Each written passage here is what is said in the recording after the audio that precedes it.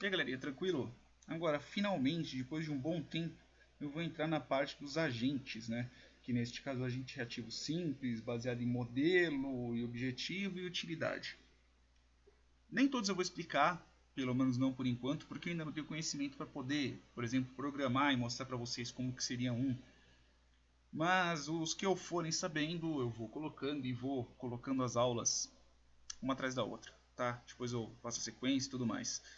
Por curiosidade, né, que inclusive no livro aqui que eu estou lendo, vou passar para vocês sobre agentes baseados em tabelas. Como assim tabelas? Tabelas, lembra quando eu estava falando sobre percepções? Sobre percepções, né, sobre percepções e os atuadores, né, tudo que chega para o agente e o que ele tem que fazer. Na parte quando nós estamos falando sobre orientado à tabela, o grande problema do orientado à tabela é que o que? Todas as ações e todos os históricos e tudo o que aconteceu para o agente, ele memoriza e ele tenta criar uma determinada ação em cima disso. Vamos colocar, por exemplo, o nosso famoso e que todo mundo usa de exemplo, aspirador de pó. Tá? Vou fazer um super desenho do aspirador de pó aqui, ó. Esse daqui é o aspirador de pó, caninho e o outro negocinho aqui, a pazinha para puxar o... Pronto, ó. Aspirador de pó. Aspirador de pó.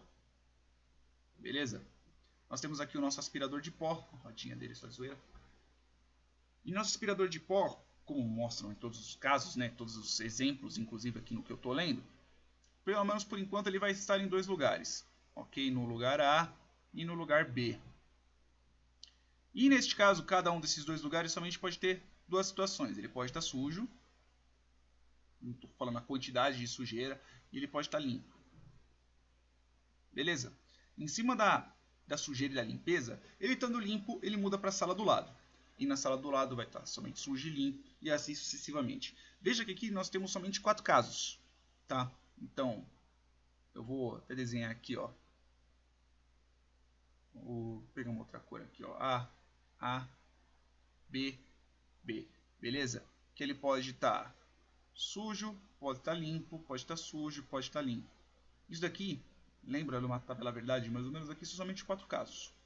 Agora, depois que ele terminasse, como ele guarda todos os estados e todas as coisas que já aconteceram, quando ele voltar, por exemplo, para a sala A novamente, aí eu vou ter o que na tabela dele? Aí eu vou ter, sei lá, A, sujo, aí beleza, já passei para cá. Aí eu vou ter aqui A, que neste caso vai estar A sujo, A limpo. E também eu vou ter o segundo caso, que vai ser o AA, né, que vai ser sujo e limpo. Eu vou descer um pouquinho aqui. E depois do A, eu vou ter aqui de novo. Meus gatos também é meio doido aqui também. São meio doidos. Aí eu vou ter, por exemplo, sujo e limpo. E vou ter o B aqui também, que vai ser B, sujo e limpo. E quando ele for também, vai ter a parte B dele também. Né? E assim sucessivamente, vocês já entenderam qual que é o detalhe. É a mesma coisa que nem uma tabela verdade, se formos para colocar de eletrônica, por exemplo, que a quantidade de variáveis vai levar a quantidade de casos. Por exemplo, se nós temos aqui 2 elevado a 2, vamos ter somente 4 casos, que 2 vezes 2 são 4. Se nós tivermos 3, como ele guarda todas as situações, né? 3, que neste caso, vamos colocar já logo direto por 4. 2, 4, 8, 16. Olha só já a diferença. E se nós colocamos, por exemplo, 2 por 6, ó, 16, 32, 64. E assim vai aumentando sucessivamente.